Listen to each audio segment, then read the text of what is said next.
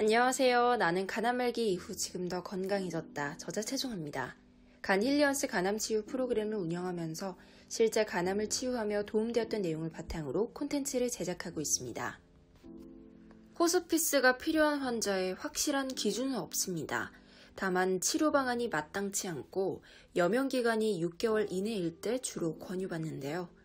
담당 병원에서 권유를 받았지만 환자의 상태가 그리 나쁘지 않고 믿어지지 않는다면 다른 병원도 가봐야 하는 것이 아닐까 그런 생각이 들 수 있습니다. 호스피스의 가장 큰 장점은 극심한 통증 조절입니다. 또 즉각적으로 수혈이 필요한 환자들의 경우에도 효과적인데요. 환자의 위중 상태에 따라 정리할 수 있는 시간이 필요한 경우에도 호스피스를 통해 가족들과 시간을 보낼 수 있다는 장점도 있습니다. 그렇다면 환우와 보호자는 어떤 결정을 하면 좋을까요? 우선 고령 환자의 경우에는 실제 같은 수술을 진행해도 회복률이 조금 떨어지는 것이 사실입니다. 또 호스피스 권유를 받았다고 해서 모든 희망이 사라지는 것은 아닙니다. 실제 병원에서 포기하고 시한부 선고를 받으셨던 분들이 회복하실 수 있었던 이유는 환자와 보호자가 주체적으로 매일 해야 할 것에 집중했기 때문입니다. 사실 호스피스 선택에 있어서 핵심은 위급한 상황에 이르기 전 우리에게 충분히 대비할 수 있는 시간이 있다는 부분입니다. 많은 분들이 항암 치료를 여러 차례 받으시고 더 이상 병원에서 방법이 없다 할 때 호스피스에 들어가는 대신 자연치유를 생각하곤 하십니다.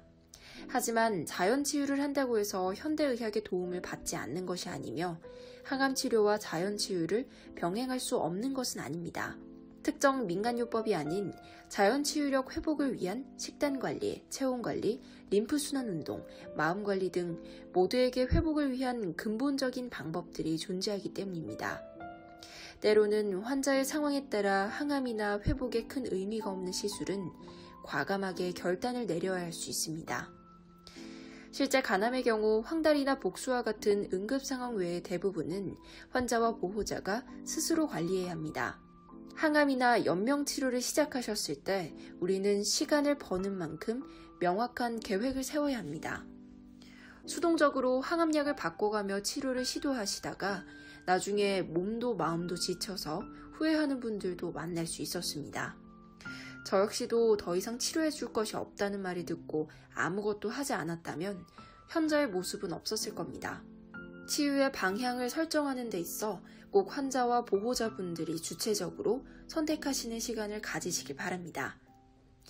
더보기 아래란의 전자책 무료 편집본을 통해 현재 상황을 점검해 보시고 응급 상황에 꼭 대비하시기 바랍니다. 오늘 내용이 도움되셨다면 좋아요, 구독 눌러주시고요.